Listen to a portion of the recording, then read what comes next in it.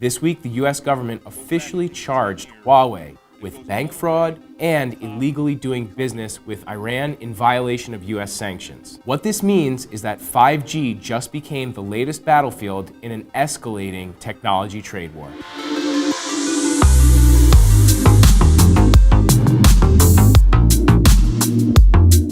So to help put all of this into context, we're calling up Light Reading's 5G editorial director, Mike Dano, who joins us from his home office in Denver. This is unlike anything I think I've seen in the industry ever, really. I mean, there are so many different layers to this story. You know, there's a transition to a brand new wireless technology. There's allegations of international espionage. One of the players at the center of the whole thing is Huawei's CFO, who is being held in Canada, who also happens to be the daughter of the founder of the company. At Light Reading, we've been covering the sort of anti-Huawei and anti-Chinese vendor bias for a number of years, at least since 2012. You know, what's new about all this, or is it just sort of showboating? What's your take on that?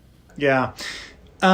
Yes, this is like you said, this is an issue that has been sort of percolating since at least 2012, when there was a sort of a serious government report that was put out warning against Chinese vendors like Huawei and ZTE. But the Trump administration and the U.S. government has already showed that it will take issue with some of these companies, such as ZTE. As you remember last year, the U.S. government essentially prohibited companies from selling components to ZTE, which shut down ZTE's business and really dealt it a major financial blow. At the same time, after that, then there was like a deal made at least to continue operations. So is that a similar, but maybe on a greater scale situation happening here?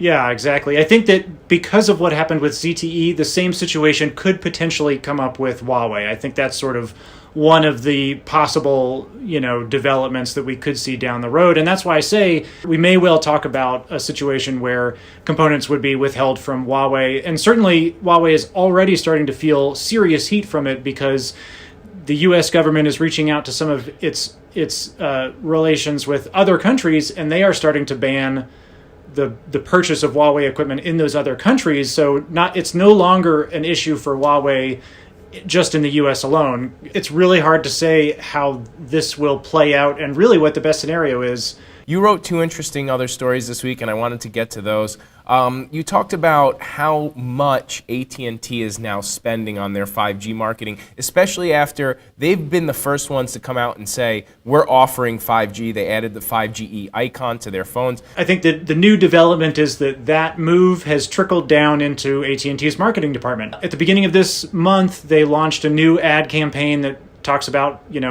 your wireless network can't just be okay. It has to be, really reliable and good. Nervous? Yeah. Yeah, me too. Don't worry about it. We'll figure it out. I'll see you in there. Just okay is not okay, especially when it comes to your network.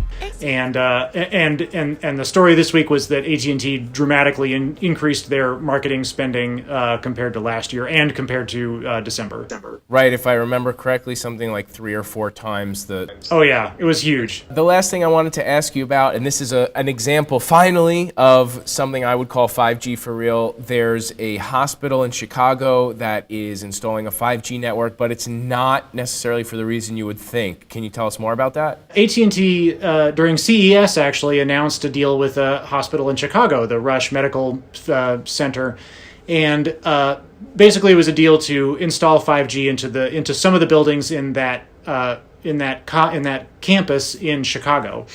I mean, it is a major undertaking by that hospital, and their initial goal is to get rid of wires. They do not want to wire up the PCs. They don't want to have to.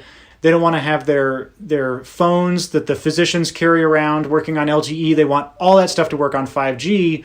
And and they're sort of testing it. That's what they're doing now, and they're talking about installing it in the next few months. In the discussion of 5G, they keep talking about the enterprise opportunity, and I feel like this is one of the real clear examples of how it really might actually really work in the real world. Excellent. Well, listen, Mike, thanks so much for taking the time out. We've got a lot of things coming up. We'll be in Barcelona together in just a few weeks. In between now and then, we might be seeing some handset announcements around 5G. I'm going to be at a release next week. Motorola, we're going with Dan Jones here in New York. So lots to talk about, and we'll see you in Barcelona in just a few weeks. Sounds like a plan. All right. Thanks, Mike.